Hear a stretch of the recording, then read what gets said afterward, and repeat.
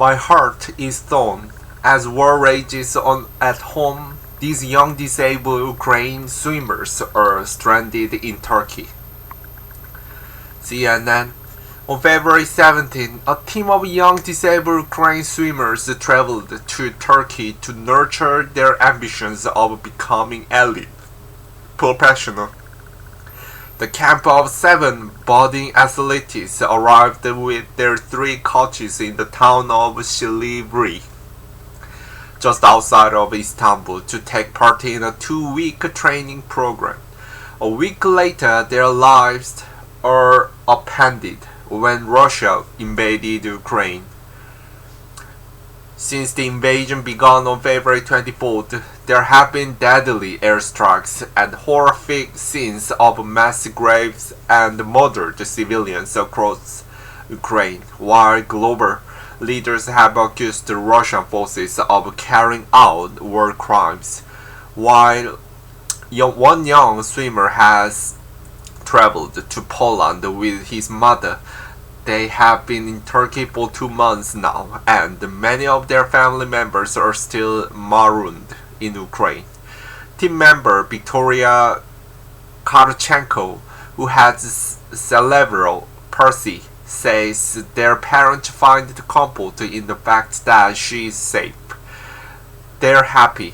We don't need to stay in the air raid shelters and do not hide. The 16-year-old athlete tells CNN's Jomana Karadsheh. Ilya Sharkov, right, trains with his swimming coach, Ilya Karadsheh, at a public pool in Istanbul, Turkey. Caught in the crossfire of war,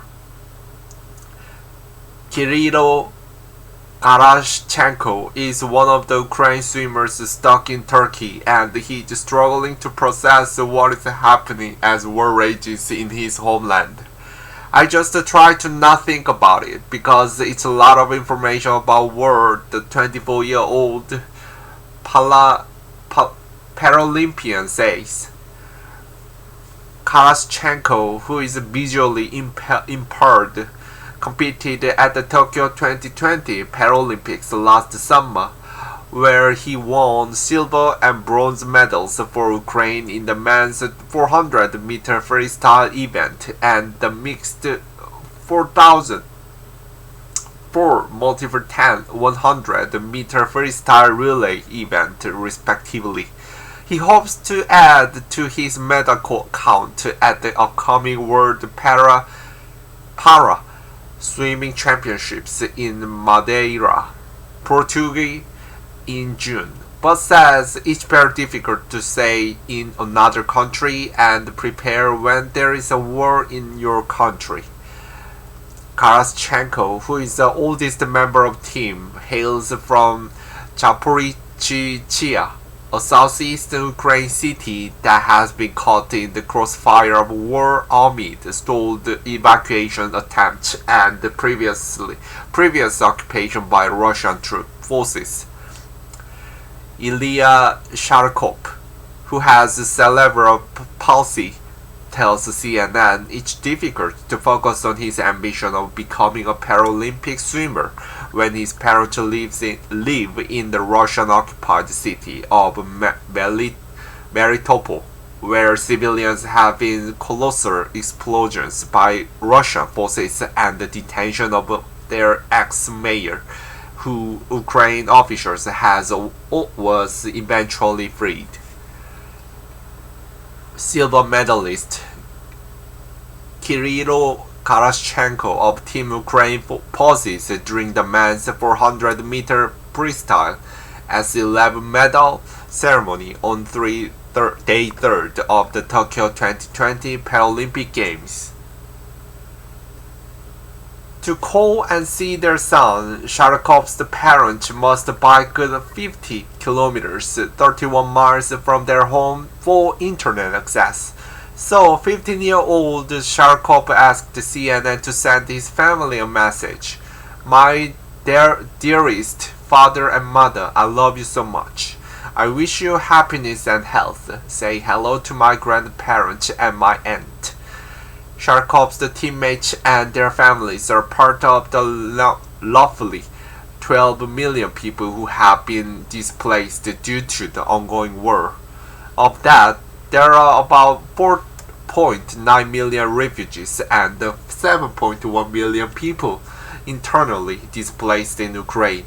Stefan Dujarric, spokesperson for UN Secretary General Antonio Guterres, said on Monday during a news briefing. Likewise, nearly two-thirds of Ukrainian children are also displaced due to the war, according to figures from UNICEF. We really became like one family. The Ukraine swim team sits down to eat a meal together at Kashim Pasa SK Football Club. Coach Irina Pavlova says that initially the team had the opportunity to bond during the first 2 weeks of the trip to Turkey because they stayed in the house together in Silivri. We really became like one family, cooked food together, rested together, spent some time together, she says.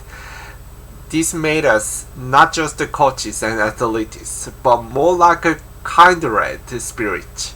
Every day we thought about our families, about our children who were in Ukraine, about our parents, and this is probably such a shock state for us, and the children supported us so much. We could not even believe that children at such a small age can provide us with such moral support. But as the war in Ukraine has worsened, so has the young athletes' welfare. Their coaches previously sought out the support of child psychologists, although they can no longer afford their services. Speaking about the young swimmers, Pavlova says they lack affection. We give them affection, warmth, and they give it to us, probably even more. In the evening, they don't let us go and ask to hug and kiss us. Nearly 500,000 children face serious risk to their mental and physical health due as a result of the conflict in eastern Ukraine, according to a UNICEF statement from early February. This trauma risks destroying a generation. Sima Pahos, executive director of the UN Gender Equality and Empowerment Agency UN Women, said in a statement in April. Coach Irina Pavlova trains with the Ukrainian swim team of young disabled athletes in Istanbul. As Pavlova juggled the needs of the young swimmers, she is also thinking about her own daughter who lives with her elderly grandparents in Ukraine. She tells CNN that her mind is split between making the journey back to Ukraine to take care of her family and honoring her commitment to the young swim team in Istanbul. Even if the team wanted to try to reunite with their families in Ukraine, such a journey would be risky, especially with the challenge of disability. There are about 2.7 million people with disability in Ukraine, according to the European Disability Forum, a pan-European NGO. Figures from Inclusion Europe, another NGO, estimates that there are around 261,000 people in Ukraine with intellectual disabilities that make them extremely vulnerable to the conflict. Every day my heart is torn two ways between my family, home, and these children, Pavlova says. A home away from home. In the meantime, the team has found a temporary home in Kasim Pasa Sports Club, a Turkish professional football club based in Istanbul.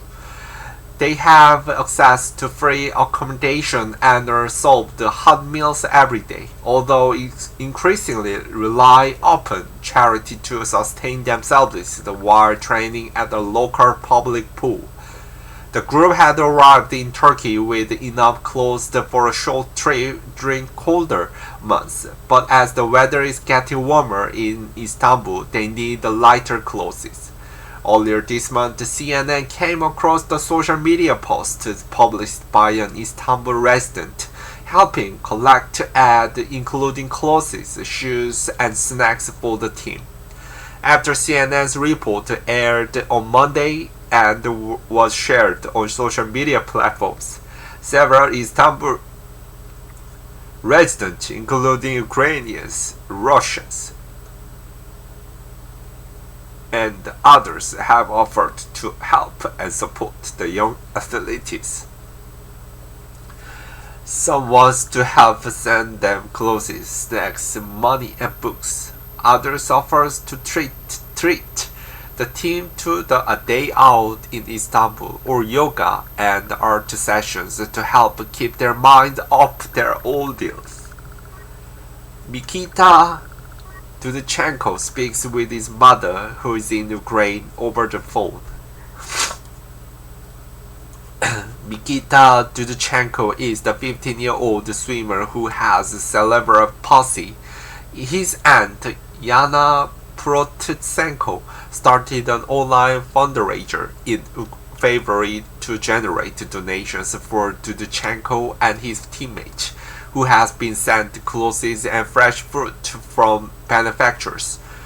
Their spirits are not broken and they want to continue training for their mental health and their dreams, Protsenko said on her GoFundMe page, a fundraiser site where she launched her effort.